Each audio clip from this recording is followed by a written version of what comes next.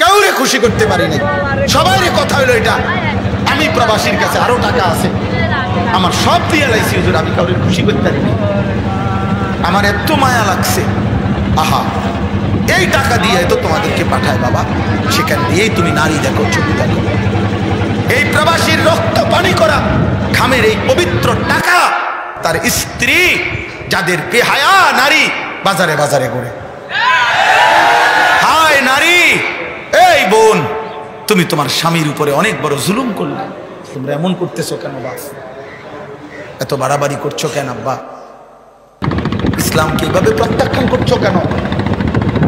নামাজকে এইভাবে ছেড়ে দিচ্ছ কেন বাবা? বিষয়টা কি বলো না বাপ, কি করতে চাচ্ছ? সারাদিন রাত তোমরা যারা নারী দেখো, ছবি দেখো বাবা, কয়টা মহিলার জন্য তুমি এমন করতেছো?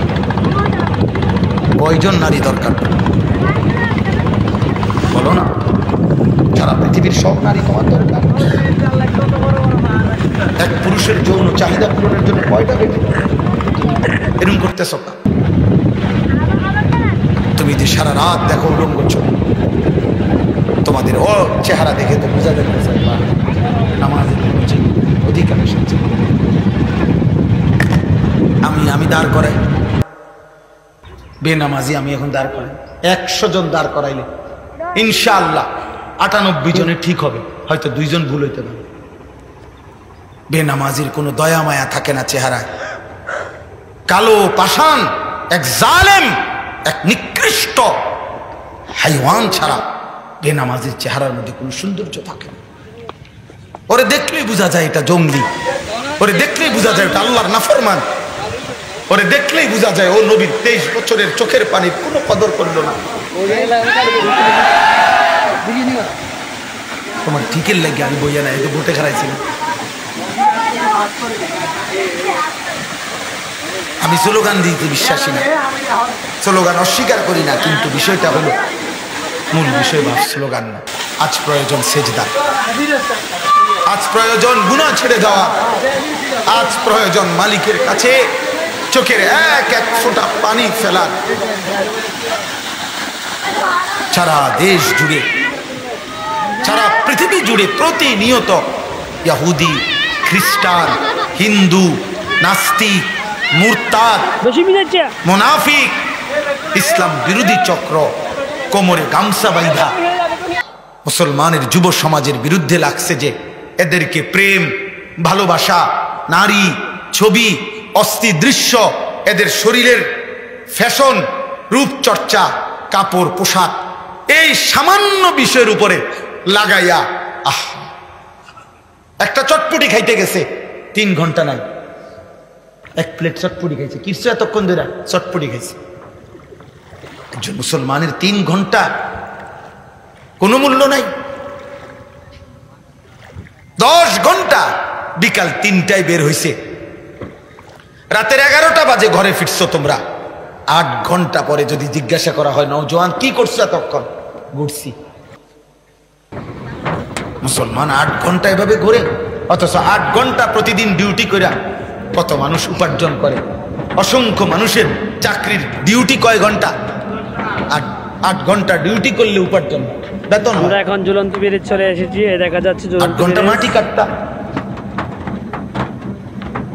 8 ঘন্টা সিএনজি চালাইতা, দেখেন সূর্যের কিরণে 8 ঘন্টা মাটি করতেছে। 8 ঘন্টা সিরা ভাজো, তাইলেও তো ভালো ছিল, সিরা বেচতে পারতাম। 8 ঘন্টা মুড়ি ভাজো, তো মুড়ি বেচতে পারতাম। একটা কিছু করো, দুনিয়ার জন্য কিছু করো, তোমারও তো দরকার, আগামী দিনে টাকা পয়সা দরকার, তো দুনিয়ার উপার্জন করো, আখেরাতের ফিকিরও করো।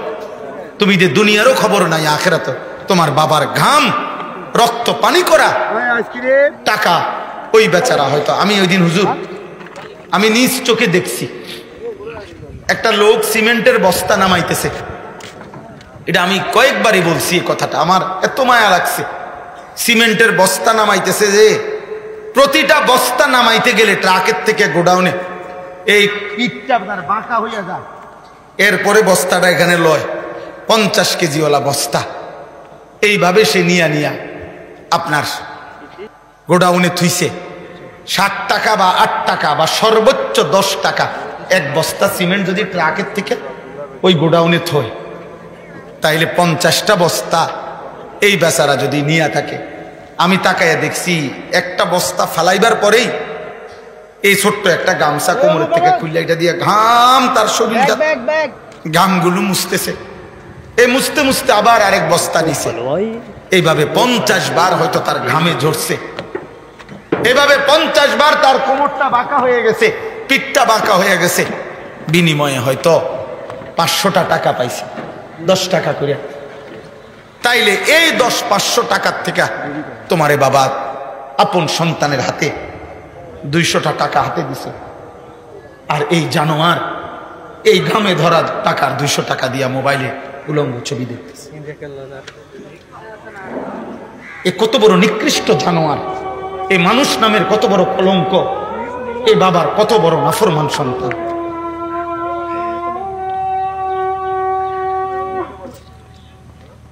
তুমি যদি প্রবাসীর ঘাম দেখতা তো বুঝতা প্রবাসীর কি পরিমাণ ঘাম ঝরে উপার্জন।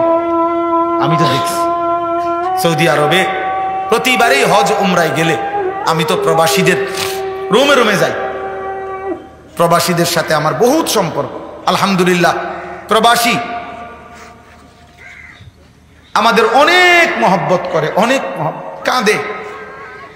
এইবারও হজ্জের সময় এক যুবক আমারে জড়ায় ধরে বলতেছে, হুজুর 16 বছর আজকে বিদেশে আসি, চিৎকার দিয়ে কাঁদছে ফোলাটা আমারে ধরে কইতেছে, হুজুর আমাকে কিচ্ছু নাই জীবনে, আমাদের কোনো কিছু নাই, আমার লাগে দোয়া করেন। তা আমি বললাম কেন নাই? কিছু নাই বলতে ওই আমারে বলতেছে, হুজুর এই পর্যন্ত জীবনে 16 বছর যারে যত টাকা দিছি কাউরে খুশি করতে পারি নাই, যতই দিছি হুজুর কয় আরো দিতে পারত, দিছি 10,000 কয়তে ইচ্ছে একটা বিদেশ তাইতে ইচ্ছা করলে 20,000 টাকা দিতে, বুঝেন নাই কথা? কাউরে খুশি করতে পারি নাই, সবাইরে কথা হইলো এটা আমি প্রবাসীর কাছে আরো টাকা আছে বলেছেন আমার সব দিয়ে লাইছি হুজুর, আমি কাউরে খুশি করতে পারি নাই। তারাই আমাদের আমার এত মায়া লাগছে, আহা এই টাকা দিয়ে তো তোমাদেরকে পাঠায় বাবা, সেখান দিয়েই তুমি নারী দেখো, ছবি দেখো, কারণ এই প্রবাসীর রক্ত পানি করা ঘামের এই পবিত্র টাকা তার স্ত্রী যাদের বেহায়া নারী বাজারে বাজারে ঘুরে। হায় নারী, এই বোন তুমি তোমার স্বামীর উপরে অনেক বড় জুলুম করলে, তুমি জানো না তোমার বিদেশি স্বামীর একটা একটা টাকার পিছনে কত ঘাম আছে, অনেক ঘাম মিশে আছে, অনেক কষ্ট মিশে। লোকটা কোনোদিন নিজের কেউ তারে যে একটু রান্না করে দিবে, কেউ তারে 1 কাপ চা বানায় দিবে, আপন জন তো নাই, নিজের জামা নিজে ধোয়। আমি এই দিনও কাতারে আমার এক মহব্বতের ছেলের লগে আমি ভিডিও কলে কথা বলছি, আমার এক প্রবাসী, আমি দেখলাম এই একটা রুমের মধ্যে 4টা খাট, ছোট্ট একটা রুম, প্রত্যেক খাটের মধ্যে 2 জন মানুষ, মানে নিচে একজন শুয়ে রয়েছে, উর্ফে একজন হুজুর, এই 8 জন বাচ্চার মতো ওই বেটা শুয়ে রয়েছে, ওখানে বইয়া আমার দিকে চাইয়া রয়েছে। আমি বললাম উনি কি তা? হুজুর আমার লগে থাকে, উনিও প্রবাসী। আহা মায়া লাগছে, মানে আলগা জায়গা নাই, এক খাটে 2 জন ঘুমায়, নিচে একজন উর্ফে একজন। এত কষ্ট করে কাটায়, এটা কি জীবন? দেশে এটা কল্পনা করা যায়? অথচ তার টাকার মধ্যে তার ফ্যামিলি 12,000 টাকা দিয়ে শহরের বাসায় ভাড়া থাকে, হাতের ফুতে জমিদার। তার আড়ার স্টাইল দেখলে বোঝা যায় তার আব্বাই হইল আটলান্টিক মহাসাগরের মালিক, হিমালয় পর্বত তার বাপে। তার হাঁটা দেখলে মনে হয়, তার চুল দেখলে, তার কথাবার্তা দেখলে মনে হয় যে 7,000 ধন পাইছে, অথচ তার বাবা ওই দোতলা ঘাটের উপরে। আল্লাহ তোমাদেরকে হেফাজত করেন। প্রিয় ভাই, রাগ করে বলি নাই, তোমার প্রতি নারাজ তো না আমি, এখানে তো আমার কারোর সাথে কোনো ঝগড়া হয় নাই, আমি শুধুমাত্র বিবেকের জন্য বললাম, ইনসাফের জন্য বললাম। আল্লাহ আমাদেরকে হেফাজত করেন। সব বাবাদেরকে বলি, বাবা গুনাহ ছেড়ে দেন, আমাদের হায়াত আল্লাহর দান। এই শেষ আমার আয়াতের তরজমা আমি এটাই বলি। আল্লাহ তাআলা বলছে, বান্দা আমি একটা আয়াত পড়ছি, 24 নম্বর পারা কোরআনুল কারীমের 40 নম্বর সূরা মুমিন, 67 নম্বর আয়াত। একটা কথা শুধু বুঝাই, আল্লাহ এখানে আমাদেরকে বলছে 5টা কথা। 1 নম্বর বলছে হুয়াল্লাযী খালাকাকুম মিন তুরাবিন সুম্মা মিন নুতফাতিন সুম্মা মিন আলাকা। আল্লাহ বলছে মায়ের পেট থেকে বান্দা আমি তোমাকে এই পৃথিবীতে বের করার আগে ধাপে ধাপে আমি তোমাকে সৃষ্টি করেছি। একবার মাটি, একবার বীর্য, একবার জমাট রক্ত, একবার গোশতের টুকরা, একবার হাড্ডির কঙ্কাল, আরেকবার গোশতের আবরণ দিয়ে নাক চোখ কান লাগিয়ে শরীর গঠন, আর সর্বশেষ 7 নম্বরে রূহ ফুঁকে দিয়ে মায়ের পেট থেকে বের করছি। আল্লাহ বলে বান্দা এই 1 নম্বর কথা তুমি মনে রেখো। 7 ধাপে আমি চাইলে কোন বললেই হয়ে যেত। আমি কুন ফায়াকুন, আমি যদি বলি হও তাহলেই তো হয়ে যায়। আমি এটা বলেও তোমারে বানাইতে পারতাম, কিন্তু আমি তোমারে বেশি মায়া করে মায়ের অন্ধকার জরায়ুতে 9 মাস লাগাতার রেখে আমি আল্লাহ আমার কুদরতি হাতে একটা একটা করে ধাপ অতিক্রম করে আমার নিজ হাতে চোখ নাক কান আমি লাগাইয়া আমি তোমার আকৃতি দিয়ে মায়ের পেট থেকে আমি তোমাকে বের করেছি। অতএব বান্দা আমারে কেমনে বলল? তুমি জানো না আমি তোমারে কত যত্নে বানাইছি। সিদ্দিকের পানি খাইনি, কত নিয়ত করে যে খাইছি। আমারে বললা কেন? আমারে একটা সেজদা দিলা না কেন? 2 নাম্বার আল্লাহ আবার মনে করাইছে সুম্মা ইউখরিজুকুম তিফলান সুম্মা লিতাবলুগু আশুদ্দাকুম সুম্মা লিতাকুনু শুয়ুখা। আল্লাহ বলেন এবার মায়ের পেট থেকে বের হয়ে ভাবো তো আমি আল্লাহই তো তোমাকে শিশু বানাইলাম, আমি আল্লাহই তো তোমাকে পূর্ণ শক্তি যৌবন দিলাম, আমি আল্লাহই তো তোমাকে আবার বৃদ্ধ বানাইলাম। এটাও কি আমি করি নাই? কথা বলে না আল্লাহ করে নাই? শিশু কে বানায়? যুবক কে বানায়? বৃদ্ধ কে বানায়? আল্লাহ বলেন শিশু কালো তো আমার, যৌবন কালো তো আমার, বৃদ্ধ কালো তো আমার, তো আমারে ভুলে গেলা কেন?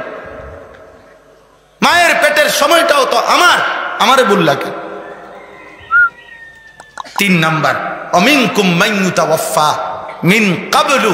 আল্লাহ বলে বান্দা মনে রেখো তোমার দাদা, তোমার চাচা, তোমার বড় ভাই, তোমার সমবয়সীর চাইতে বয়স্ক তাকে দেখে তুমি প্রতারিত হইও না, বরং এটা মনে রেখো আমি সবাইকে জন্ম নিলেই মায়ের পেট থেকে বের করলেই সবাইকে আমি জোয়ান বানাই না, সবাইকে আমি বুড়া বানাই না। আমি কিন্তু চলতি পথে অনেককেই পূর্ণ বৃদ্ধ পর্যন্ত পৌঁছবার আগে আগেই মৃত্যু দিয়ে ফেলি, এবং মৃত্যুই দেই বেশি, টিকে রাখি কম। কবুতর পালছি আর গুগুয়ে দুটো তো ছাড়াই ফালি। এজন্য হাসান বসরি রাহমাতুল্লাহ আলাইহি বলছেন হে যুবক মনে রেখো আম গাছ থেকে যে ফুল বের হয় মুকুল বই, আমের মুকুল, তিনি বলছেন ওই মুকুল সবগুলো আম হয় না, যতগুলো ছোট ছোট আম হয় সবগুলো বড় আম হয় না, যতগুলো বড় হয় সবগুলো ফাঁকে না, বরং মনে রাখবা ঝরে যায় বেশি থেকে যায় কম। মুকুল ঝরে যায় বেশি না টিকে বেশি? ছোট্ট আম, ছোট্ট ছোট্ট যে পিচ্ছি পিচ্ছি আম ধরে ফইলা, এগুলা বেশি টিকে না ঝরে যায় বেশি? এই জন্য বলছে ঝরে যায় বেশি, টিকে থাকে কম। আল্লাহ বলছে বান্দা আমি কিন্তু সবাইকে শেষ পর্যন্ত বৃদ্ধ পর্যন্ত নেব না। আমার এক বন্ধু মৌলানা মোতালেব হুসাইন সালিহি, বক্তা আলেম, মৌলানার ছেলে মেয়ে, তার 2টা ছেলের পর একটা মেয়ে হয়েছে, আজকে 1 মাস অসুস্থ ছিল, নতুন 1 মাসের বাচ্চা, গতকালকে রাত্রে 10টা বাজে নিঃশ্বাস আটকায়া বাচ্চাটা মারা গেছে। আজকে সকাল 11টা 11:30 বাজে দাফন হয়েছে। অনেক কাঁদতেছে যে ঢাকা হসপিটালে ছিল, রাত্রে 12:30 1টা বাজে যখন আমারে কথা বলতেছে, কাঁদতেছে আর বলতেছে আমার সন্তান আমার কোলে। এত ছোট বাচ্চা তোর অ্যাম্বুলেন্সে আনার দরকার নাই, ওই যে আমার সন্তান আমার কোলে আমার দিকে তাকায় আছে। তাইলে বাপ আল্লাহ বলছে বান্দা অহংকার করো না বান্দা, আমি যখন তখন মৃত্যু দিয়ে ফেলব। কাজেই মৃত্যু আসলে আর আমলের সুযোগ হবে না, হায়াত না পেলে আর আমলের সুযোগ হবে। কাজে আজই নামাজ পড়ো, বলো ইনশাআল্লাহ। সর্বশেষ আল্লাহ বলেন ওয়ালিতাবলুগু আজালাম মুসাম্মা ওয়ালাআল্লাকুম তাকিলুন। আল্লাহ বলেন আমি কিন্তু কাউকে অনির্দিষ্ট অকালে অসময়ে মৃত্যু দেই না, কিন্তু আমি প্রত্যেকের জন্য হায়াত নির্ধারণ করে রেখেছি, ওই নির্ধারিত সময় পর্যন্ত পৌঁছাইয়াই আমি মৃত্যু দিয়ে থাকি। অতএব কেউ অকালে মরে না, নির্দিষ্ট সময় মরে। কখন মরে বলে না? নির্দিষ্ট সময়। বলে আল্লাকুম তাকিলুন, আল্লাহ বলে এই যে আমি মায়ের পেট থেকে 7 ধাপ, দুনিয়াতে একবার শিশু, একবার যুবক, একবার বৃদ্ধ, আবার কাউকে হায়াত দেই, কাউকে মৃত্যু দেই, কাউকে হাসাই, কাউকে কাঁদাই, কাউকে সুখ দেই, কাউকে দুঃখ দেই, কাউকে সুস্থ রাখি, কাউকে অসুস্থ বানাই। এই সবটা আমি কেন করি?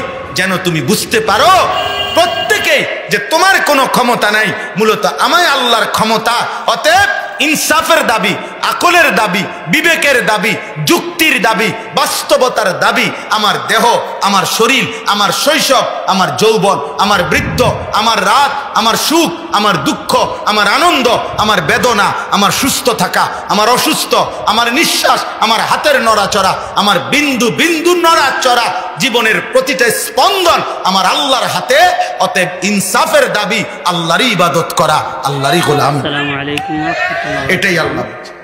তুমি যেন বুঝতে পারো যে আমি আমার ইবাদতই করা উচিত, কারণ তোমার তো কিচ্ছু না বান্দা, সবটা তো আমার। তাহলে আমারে অবমূল্যায়ন করছো কেন? আমার কথার নাফরমানি করছো কেন? আল্লাহ আমাদের সমস্ত কিশোর নওজোয়ানকে হেফাজত করেন। বয়স্ক বাবারা গুনাহ ছেড়ে দেন, পর্দার আড়ালের মা বোন গুনাহ ছেড়ে দেন, 5 ওয়াক্ত নামাজে অভ্যস্ত হন। এবার আমার শেষ কথা হলো, যাদের বয়স 30 এর নিচে, 30 বছরের নিচে যাদের বয়স, তোমরা হাত উঠাও, হাত উঠাও ভাই। 30 বছরের নিচে, মাশাআল্লাহ, সবই তো মাশাআল্লাহ, যে দূরটাই পারেন ইনশাআল্লাহ। আগামীর পৃথিবী ইসলামের পৃথিবী, আগামীর পৃথিবী ইসলামের পৃথিবী, ইনশাআল্লাহ ইনশাআল্লাহ। আমার ওসিয়ত তোমাদের প্রতি, প্রিয় ভাই, আমার ছেলেরা, আমার সন্তান, আমার 2টা কথা আমার শেষ। 1, চোখ হেফাজত কইরো, নারী দেখো না, অশ্লীল ছবি দেখো না। নারীর চাহিদা তোমার আল্লাহ দিছে, বিবাহের মাধ্যমে পবিত্র এক নারী মিলিয়ে আল্লাহ তোমার চাহিদা পূরণ করে দেবে ইনশাআল্লাহ। তুমি নষ্ট হইও না, তুমি চরিত্রহীন হইও না, তুমি লম্পট হইও না। আর 2 নাম্বার হলো ফজরের নামাজ জামাতে পড়ো, ইনশাআল্লাহ তোমার জীবন সুন্দর হবে, আখলাক সুন্দর হবে, চেহারা সুন্দর হবে। বাকি 4 ওয়াক্ত নামাজ সহ তোমার জীবন নুরানি হয়ে যাবে। রাজি ইনশাআল্লাহ? চেষ্টা করবা ইনশাআল্লাহ? হিম্মত করো ইনশাআল্লাহ। কোন নামাজ পড়বা? কোন নামাজ? আবার বলো, জোরসে বলো, আরো জোরে। মাশাআল্লাহ, আল্লাহ তৌফিক দেন। সবাই মহব্বতের সাথে বসো, উলামায়ে কেরামের নসিহত ধারাবাহিকভাবে শুনতে থাকো।